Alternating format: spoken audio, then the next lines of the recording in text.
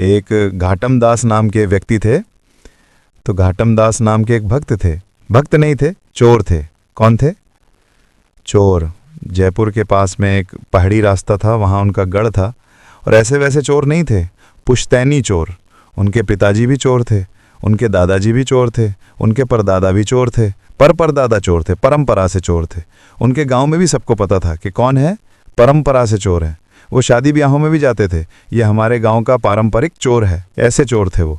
समय होते थे, पुराने समय में ऐसे लोग भी होते थे। देखो गुलाब जामुन उड़ा रहा है वो, हमारे यहाँ का पारंपरिक चोर है, वो चोरी से चलता है उसका घर।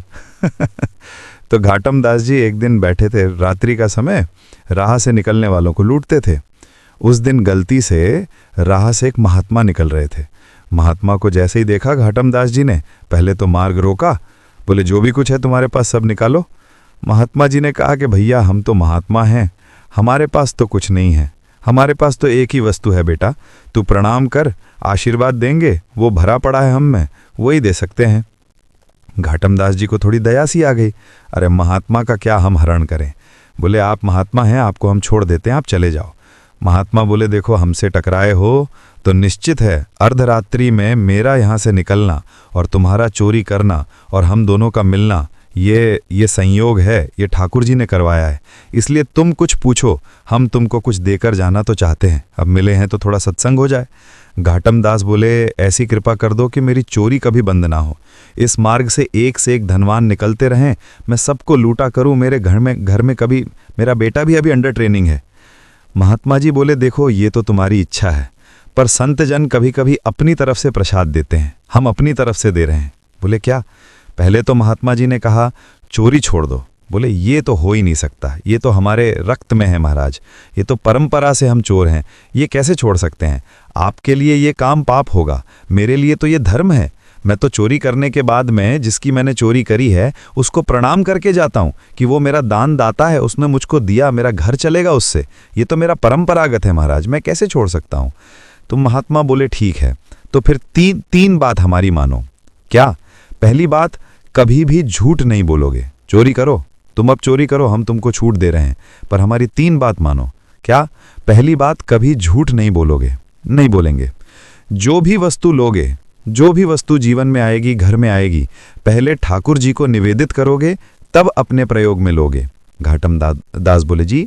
और तीसरा काम, राह में चलते हुए कभी कोई संत मिल जाए, कभी ठाकुर जी का मंदिर दिख जाए, कोई आश्रम दिख जाए, कितनी भी जल्दी में होगे, 2 मिनट रुक के प्रणाम करोगे, वंदन करोगे, परिक्रमा करोगे, तभी आगे बढ़ोगे।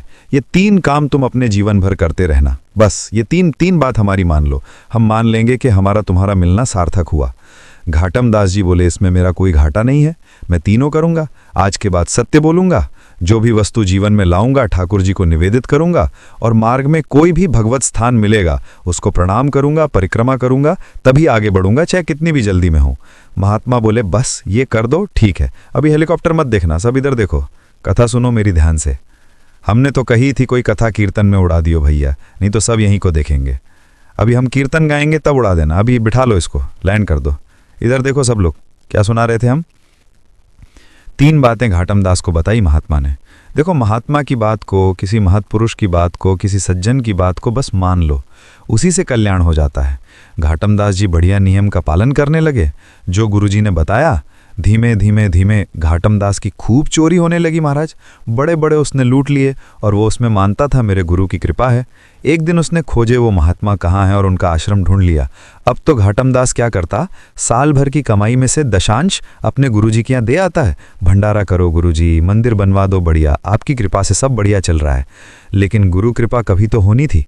एक दिन घाटम दास ने सोचा मुझे रोज चोरी करनी पड़ती है तब भरपाई होती है, कोई ऐसी चोरी हो कि एक बार की चोरी में ही इतना कोटा आ जाए कि मेरी मृत्यु पर्यंत मुझे न करनी पड़े, और उससे मेरा घर भी चल जाए, गुरुजी के आश्रम में भी कुछ ना कुछ दान दक्षिणा होती रहे। तो घाटम ने सोचा कि आज तक मैंने सेठ साहूकार लूटे हैं, आज अपने नगर के राजा को लूटूं। और कैसे लूटूं? बोले राजा का इतने सारे घोड़े हैं, उनमें से सबसे सुंदर एक काला घोड़ा है, एक श्वेत घोड़ा है, सफ़ेद घोड़ा, अगर वो चुरा करके बेच दूंगा तो इतना धन मिलेगा कि मुझे कहीं नहीं जाना पड़ेगा। घाटम दास पहुंच गए चोरी करने राजा के यहाँ। जैसे ही प्रवेश करने लगे, द्वारपालों ने रोक दिया। कौन हो? घाटम दास। क्या करने आए हो? बोले चोरी करने आए हैं। झूठ तो बोलता नहीं है। तो उसने जैसे ही बोला चोरी करने आए हैं, तो द्वारपाल एक दूसरे का मुख देखने लगे। तो दूसरा द्वारपाल बोला उससे, ये ज़रूर राजा का कोई गुप्तचर है, हमने रोक दिया तो बुरा मान के बोल रहा है चोरी करने आया हूँ, बुरा लग गया इसको, हमारी बात बुरी लगी, हमने रोक दिया, इसको बुरा लग गया। अरे भैया बुरा नहीं मानो, जाओ जाओ भीतर जाओ, आप बुरा क्यों मान जाते हो, आप इतना इतना क्रोध क्यों, जाइए जाइए आप। घाटम दास जी मनी मन जय हो गुरुजी, बड़ी कृपा है आपकी, सत्य बोलने का क्या फल मिल रहा है हमको। घाटम दास निकल गए घोड़ा लेके। सुबह सुबह 4-5 बजे का समय होगा। थोड़ी देर बाद राजा उठा। राजा उठते ही आखेट को वन में जाने का उसका मन हुआ। तुरंत वो अश्वागाय में गया। वहां जाकर के उसने अपने प्रिय घोड़े को ढूंढा, नहीं पाया। सबको हल्ला किया, मेरा घोड़ा कहाँ गया यहाँ से। बात घूमते घूमते द्वारपालों पे पहुंची। सब द्वारपाल बोले, महाराज आपका गुप्तचर आया था ना, वही लेके चला गया। बोले, मेरा गुप्तचर? मेरा कोई गुप्तचर नहीं, मैं तो सोकर अभी उठा हूँ, हाथ मुंह धो करके आखेट को वन में जा रहा हूँ। अरे महाराज, एक व्यक्ति आया था और उसने आके हमसे कहा था हम चोरी करने आए हैं। मैंने कहा भाई चोर इतना सत्य थोड़ी बोलेगा चोरी करने आया। और वो घोड़े पे बैठ के गया, बोला मैं जाऊँगा, बेचूंगा, धन कमा के घर वालों को दूंगा। वही लेके गया है, पकड़ो, पीछा करो उसका, जहाँ भी मिले उसको बांध लो, पकड़ के लाओ। घाटम दास जी तुरंत घोड़ा भगा रहे थे। बोले जल्दी घर पहुंचूं, पीछे सैनिक पड़ेंगे अभी। और पीछे सैनिक पड़ ही गए थे। इतने में ही घाटम दास जी को एक राम जी का मंदिर दिखा। गुरुजी की दूसरी आज्ञा क्या थी? कभी भी कोई मंदिर, देवालय, आश्रम दिखे तो रुकना है, चाहे कितनी भी जल्दी में हो। और इस समय घाटम दास का रुकना घातक है, लेकिन फिर भी गुरु आज्ञा मान के रुक गए। घोड़ा बाहर बांधा, भीतर चले गए, राम जी को प्रणाम किया, परिक्रमा करी, उसमें भी जल्दीबाजी नहीं, भाव से। गुरुजी की जैसी आज्ञा थी महाराज। अच्छा हाँ, एक आज्ञा तो हमने बताई नहीं, जो भी सामग्री लेते थे ठाकुर जी को निवेदित करते थे। तो ठाकुर जी को जैसे वो घोड़ा चुराया, घोड़ा चुराते ही सबसे पहले उसका स्पर्श करके, हे राम जी ये आपका है, इसको स्वीकार करो, राम जी को निवेदित करके तब चोरी करता था। तो राम जी को निवेदित करने के कारण और गुरु आज्ञा मानने के कारण राम जी इतने रीझ गए उससे कि बाहर जो अश्व खड़ा था वो था सफ़ेद, पर जब तक सैनिक आए वो पूरा काला पड़ चुका था। सैनिकों ने अश्व को देखा, अश्व की कद काठी और उसका रूप देख करके बोले, ये है तो हमारे राजा का ही, पर ये काला सा कैसे हो गया। तभी भीतर देखा तो घाटम दास। द्वारपालों ने कहा यही है, यही चुरा के लेके गया था। घाटम दास को पकड़ के बोले, क्यों भैया, ये घोड़ा तुमने चुराया? बोले जी मैंने चुराया। कहाँ से चुराया? बोले आपके अश्वालय से चुराया। बोले ये तो सफ़ेद था, ये काला कैसे हो गया? बोले ये मुझे नहीं पता, पर जब ये मिला था तो मैंने बस ठाकुर जी को निवेदित कर दिया। ठाकुर जी को जैसा घोड़ा प्रिय लगता होगा वैसा बन गया। सैनिक बोले क्या उटपटांग बातें करता है, इसको पकड़ के ले चलो राजा के पास। राजा के पास ले गए। राजा अपना घोड़ा देख के हैरान, बोले ये काला कैसे हो गया, ये मेरा घोड़ा नहीं है। अब घाटम कह रहे नहीं, ये आपके यहाँ का ही घोड़ा है, पर आपका नहीं है, अब ये राम जी का हो गया है, उनकी प्रसादी मैं स्वीकार कर रहा हूँ। सब आश्चर्य में, बोले सच भी बोल रहा है, उसकी बातों पे विश्वास भी नहीं हो रहा, घोड़ा काला पड़ गया है, क्या क्या चल रहा है समझ नहीं आ रहा। तो राजा बोला मुझे एक बात याद है, मेरे घोड़े के गले पर एक मस्सा है, यदि वो मस्सा इसके है तो ये घोड़ा मेरा है। जैसे ही उसका गला देखा तो वहाँ मस्सा था। अब सब उसको पूछा ये काला कैसे पड़ा? बोले नहला के देख लो, धुला के देख लो, रगड़ के देख लो, मैंने कोई रंग नहीं पोता इस पर। राजा को विश्वास करना पड़ा उसकी बात पर। बोले ये काला हुआ कैसे? बोले मैंने राम जी को निवेदित किया था।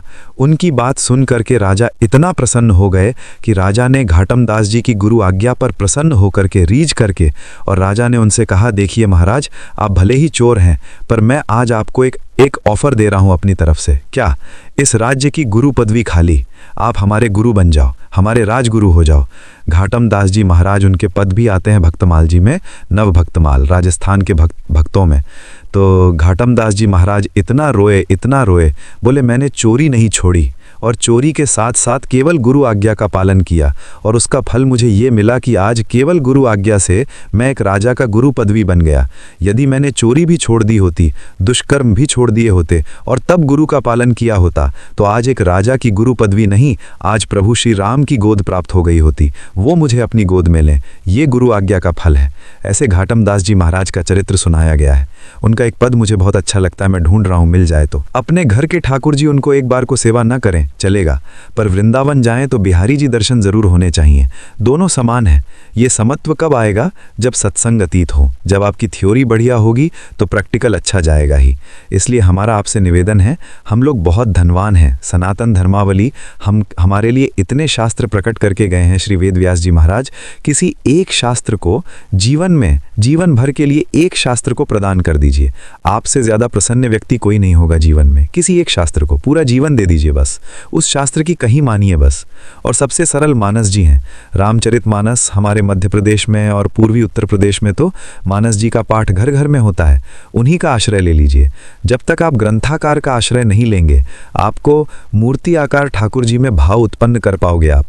तो एक ब्राह्मण थे काशी में, वो नित्य भागवत जी का पाठ करते थे।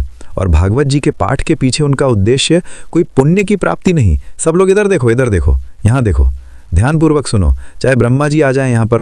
घाटमदास जी महाराज ने जैसे ही घोड़ा लेकर राजा के पास से निकले, उनका मन लगातार गुरु की आज्ञा और महात्मा के उपदेश में लगा रहा। महाराज के द्वारपाल और सैनिक उनके पीछे पड़े, पर घाटमदास जी ने हर कदम पर धैर्य और चतुराई दिखाई। जैसे ही वे अपने गांव के पास पहुंचे, उन्होंने घोड़े को सुरक्षित जगह पर बांधा और तुरंत राम जी के मंदिर में प्रवेश किया। वहां उन्होंने पूरे श्रद्धा भाव से प्रणाम किया, परिक्रमा की और धन्य हो गए।